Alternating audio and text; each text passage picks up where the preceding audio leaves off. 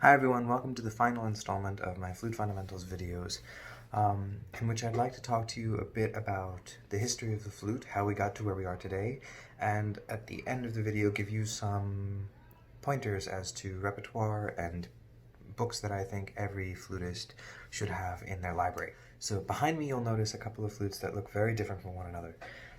And starting from this side here, we have a flute that is probably the earliest flute, I think, in my collection. It is a modern replica, as are the other two historical instruments, based on originals that are found in various museums around the world. For this first one, it is a modern copy that is based on an original in a museum in Switzerland. First thing you'll notice is the material is different, right? So this is a flute made out of boxwood with plastic fittings. The original flute is by Jean-Jacques Repertoire, who was one of the leading Parisian woodwind makers of the 18th century, 17th and 18th century. The original dates from somewhere around 1660. But this particular flute, for starters, is unique in its construction, in that it has one key here for E flat, and it is a conical instrument, meaning that it is cone-shaped, so there is a taper both internally and externally in the body and the foot joint. However, the head joint is completely cylindrical, or round, so there is no taper. On the modern flute, it is the other way around. The head joint itself has a taper to the top end, to the crown end, and the body is cylindrical.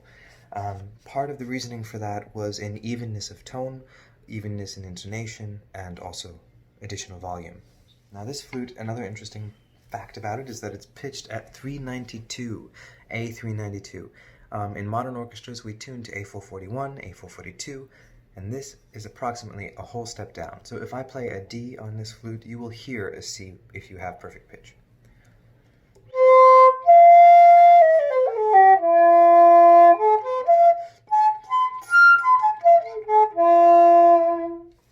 So a very different sound from what we're used to on the modern flute. This is also a copy by Simon Pollack of the Netherlands. For my second example, I have a flute here that's slightly later, about 50 or 60 years later. The original is from 1720. It's present in the Victoria and Albert Museum in London. This is a ebony flute by Rod Cameron out of Mendocino, California. This one is pitched at A415, which is approximately a half step below modern pitch.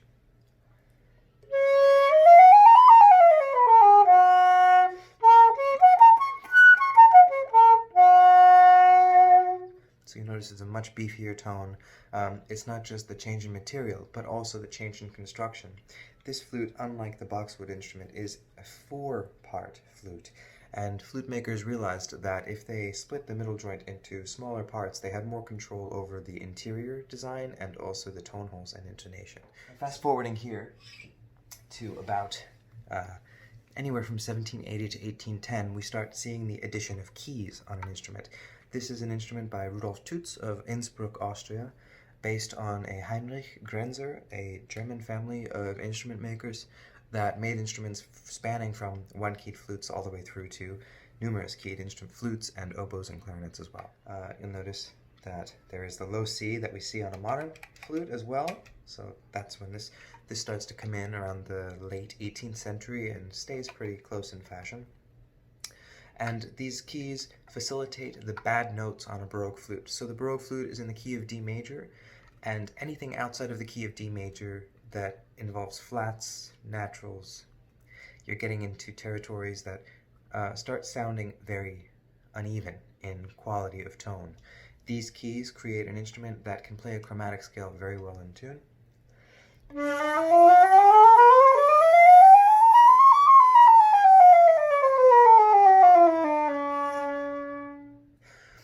Whereas if I tried to do that with the old Baroque flute fingerings,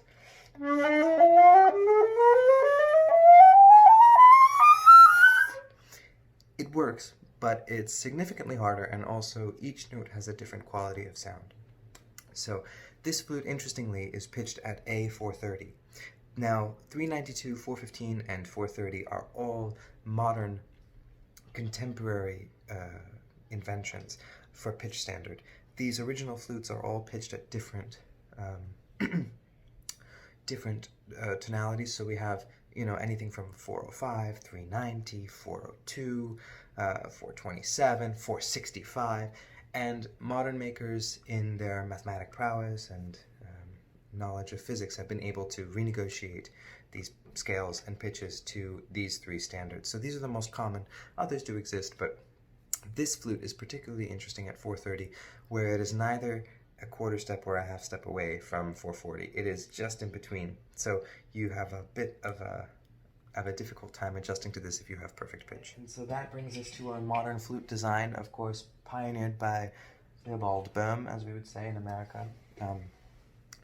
That being said, it's gone through a significant number of changes.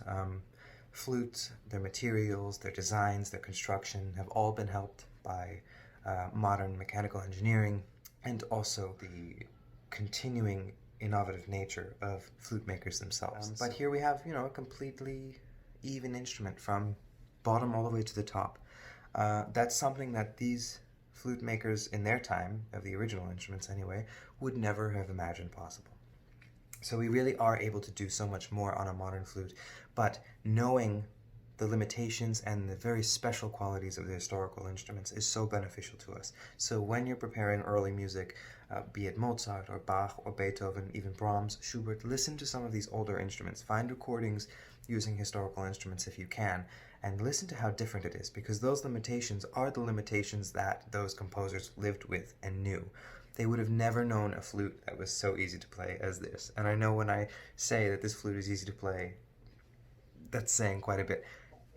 Of course it's not, but those flutes kind of pose a special set of challenges that we have to overcome as performers, but it's incredibly enlightening. So I encourage you to explore the world of early music, even if only in your listening. I'd like to just take you through a few options of repertoire. This is a daunting thing for anyone, for any student, any parent, because I know buying music costs a lot of money, but it's a very worthwhile investment, one that will continue giving back to you throughout your flute playing career. I have notes in some of these books going back from my first flute lessons, and for me to open these books today and still be able to learn from them and still be able to work from them and also see what I was working on back when I first started, it's incredibly moving. So I encourage you whenever possible to buy your own music. imslp.org is an incredible organization. What they've done for us in terms of making music accessible to everyone is huge. If you haven't had a chance to explore that website yet, please do. imslp.org, type in flute and piano. You will find so much music that you never knew existed, and they're adding things day after day. So always try and make sure that you're getting as decent an edition as possible. This is the difference between buying music and finding it on the internet. When you buy music from a reputable publishing house, you are buying hours of editing. You're buying hours of expertise going through and making sure that there are no or as few mistakes as possible. Of course, a lot of these publications are not perfect and they have to, work within their own realm of possibility. But I'm going to take you through some rep that I think is really good for young people. This is the book that I referenced in the Scales and Arpeggios video, the Taffanel and Gobert 17 Big Daily Finger Exercises is the English title. It's published by Alphonse Leduc.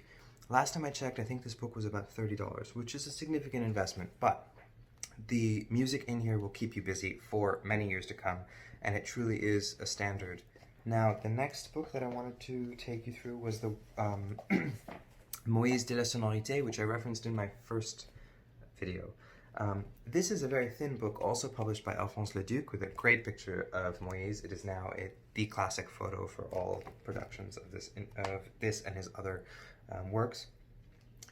It's a fairly expensive book, but one of the benefits of this in particular is that there is a very nice amount of writing in here where you can understand Moïse's approach to the flute playing, to these exercises, his take on rhythm, dynamics, and also metronomic markings, and really get a feel for his approach to flute playing, which was one of the fundamental approaches of the French flute school to have ever walked the face of the earth. Now, for something that is a little bit more technique-based, but not in an exercise form, here we have Reichert. daily exercises. This is an incredibly technical book. There are no articulations in it at all. There are no dynamics whatsoever. Very few instructions, basically finger buster exercises where you are just going to sit down and put in the time to master the technique. It's not that large of a book. It's not that expensive. It's published by Schott, and I believe it's probably about $15 or $18 now. Very, very good. Highly recommend it. It will keep you busy for many years.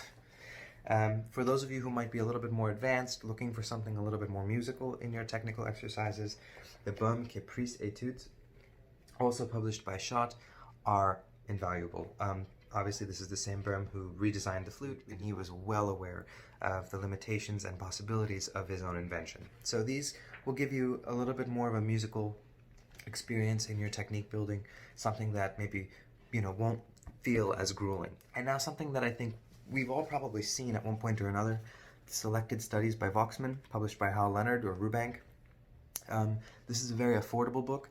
This is a compilation, essentially, from across the classical and Baroque eras through to the Romantic etudes of Andersen. This is a book that a lot of high school students will bring to lessons because it's just got such a wide variety of options.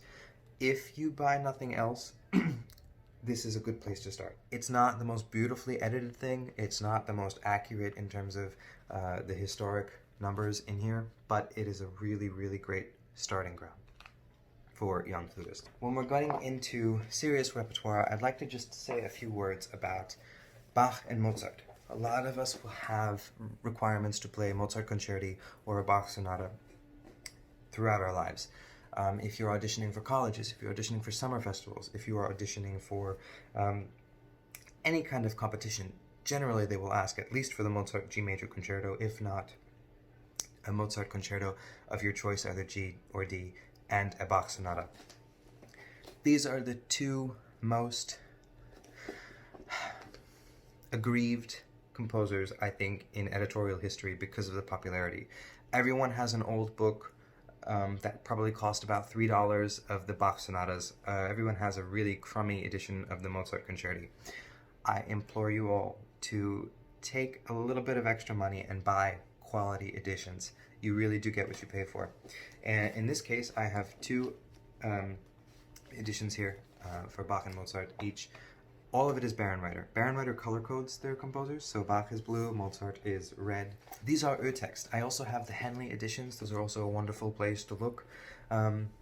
Urtext basically means original text. It means there's been very little editing done, and if there has been editing that was absolutely necessary, they will tell you what it is that they've done. They've changed from Mozart or Bach's or Beethoven's, for that matter, handwriting. It's so important for us as musicians to know why we're playing what we're playing and to not just play the ink on the page. The best part about this is that you don't just have to stick with what's in these books.